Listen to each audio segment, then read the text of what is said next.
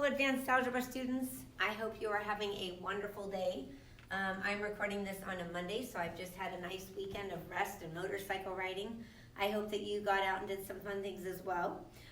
We are going to do our first notes for our advanced algebra book, chapter 2. So we're going to write 2.1, and the topic is vertex form of a quadratic function.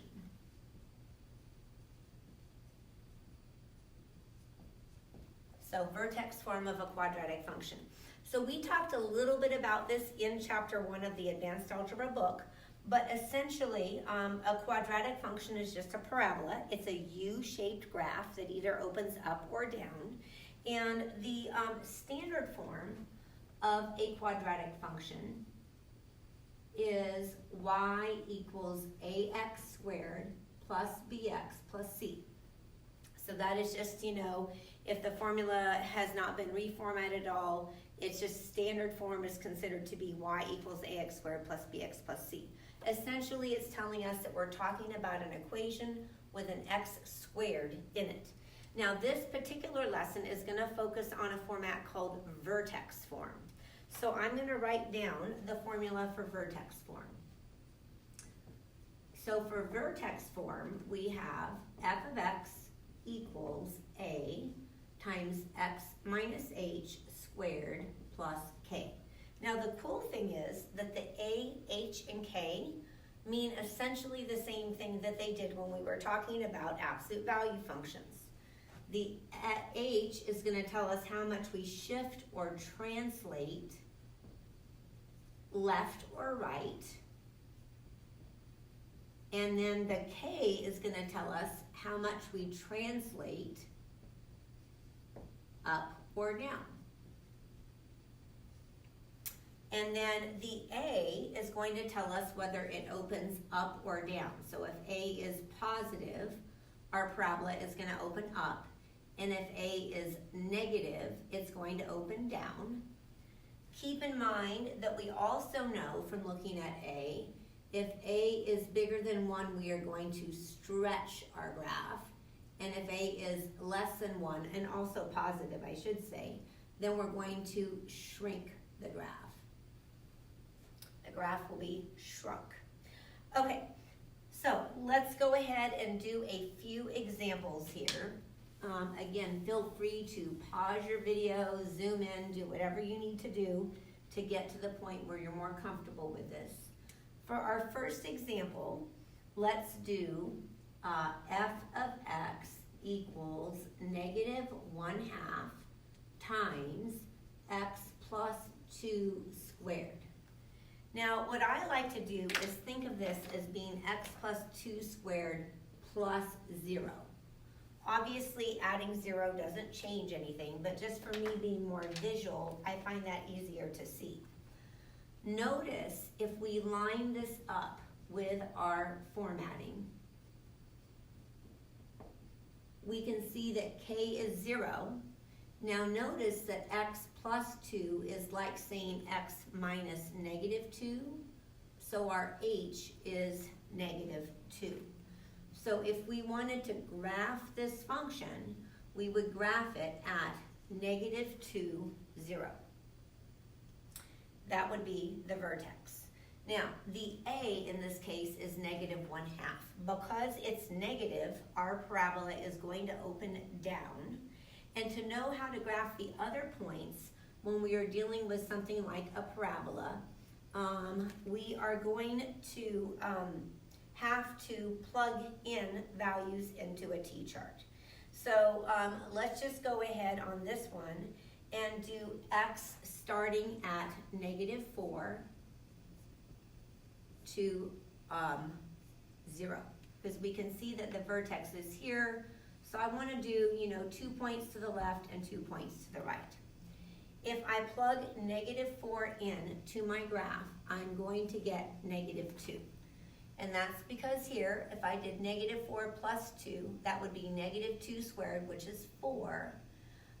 And then negative 1/2 times 4 would be negative 2.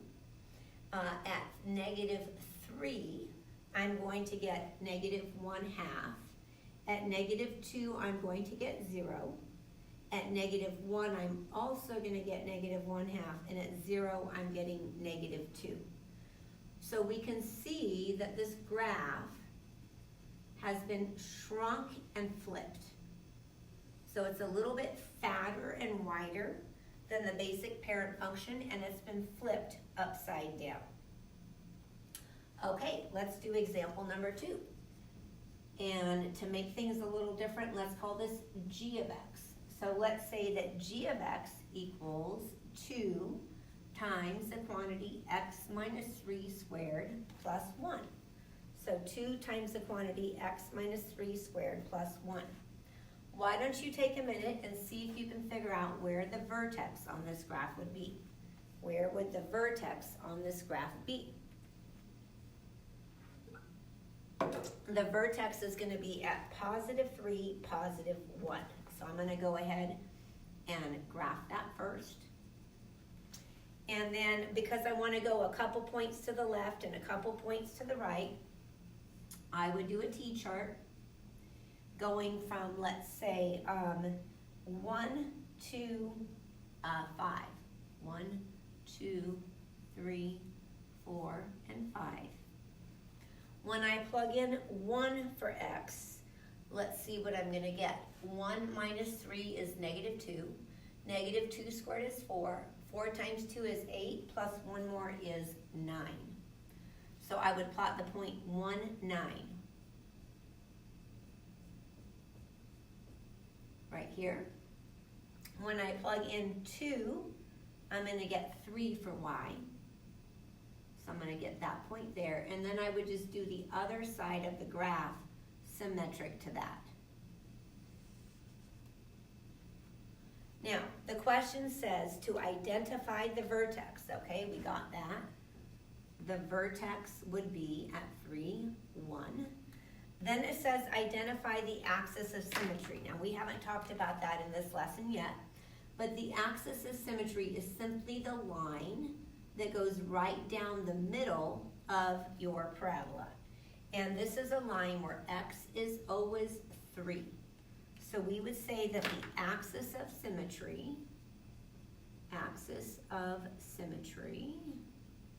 is the line x equals 3.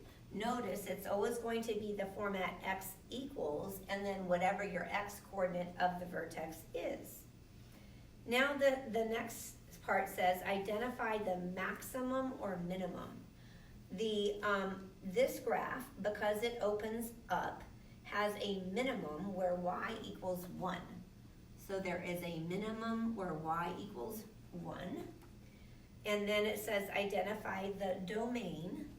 The domain is going to be all real numbers, so from -infinity to +infinity.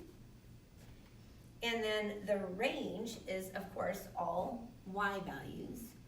The range is going to be from 1 to +infinity. Notice there is a square bracket on the 1 and then a curved parentheses on the infinity because we don't actually reach the number infinity. It just goes on and on.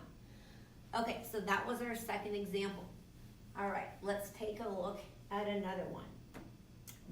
This example is going to tell us how we are going to write the equation of a parabola if we've been given information about it. So let's go ahead and do example number 3 here. Let's say we want to write the equation of a parabola that has a vertex at 2, -3, and it has a y-intercept of 1, which would mean it goes through the point 0, 1. The way that you want to come up with the equation for your parabola, given the vertex and a point, is to label the information you've been given. So if the vertex is at 2, -3, that means my h is 2 and my k is -3. If the parabola has a y-intercept of 1, we know that there is a point where x is 0 and y is 1. Now what I'm going to do is take my general format for a parabola in vertex form and plug all the information I have in to solve for A. This is very similar to when we were doing find the M, find the B with the lines, where we would plug in our M, our X, and our Y to get our B. Now we're gonna plug in our H, our K, and our X, and our Y to get our A. So for Y, we're gonna put in 1. We don't know what A is, so we're just gonna leave that as A. For X, we're gonna put in 0, minus 2 squared plus negative 3. Or 1 is equal to 4A minus 3. 4A is equal to 4, or A is 1. Now that we know what A is, we can use A and H and K to write the equation of this parabola in vertex form. So we're going to write y equals 1 times x minus 2 squared minus 3. And technically you don't need to have the 1 there. If you don't want it, I can erase it for those of you that prefer that, because the 1 doesn't actually change any of the values. All right, we're going to do one more example. So example number 4. And on this example, we're going to be asked to find 3 additional points on the parabola that has a vertex at 2, 3, and passes through the point 3, 5. So let's call this example number 4. The vertex is at 2, 3, and it passes through the point 3, 5. So we're going to do this, we're going to start this problem the same way we did the last one. We're going to label the vertexes H and K, and then the point as X and Y. We're going to write our basic formula down. Y equals A times the quantity X minus H squared plus K. And we're going to plug everything we have in to find A. So we're going to write 5 equals A times 3 minus 2 squared plus 3. Or 5 equals 1A plus 3, or A is 2. So now that I know my A, and I also know my H and my K, I can go ahead and write the formula in vertex form. So I'm going to write Y equals 2, because A is 2, times X minus 2 squared plus 3. Now, they're asking us to find 3 additional points. We already know the point 3, 5 is on that graph. And so we need to come up with 3 more. So all we simply need to do is a t-chart here. And we can plug in any values of x that we want. I oftentimes like to plug in x is 0. So if I plug in 0 here, 0 minus 2 is negative 2. Negative 2 squared is 4. 4 times 2 is 8, and 8 plus 3 is 11. So I have my function. I'm just plugging in whatever x values I want. Let's plug in x as 1. 1 is also an easy number to plug in.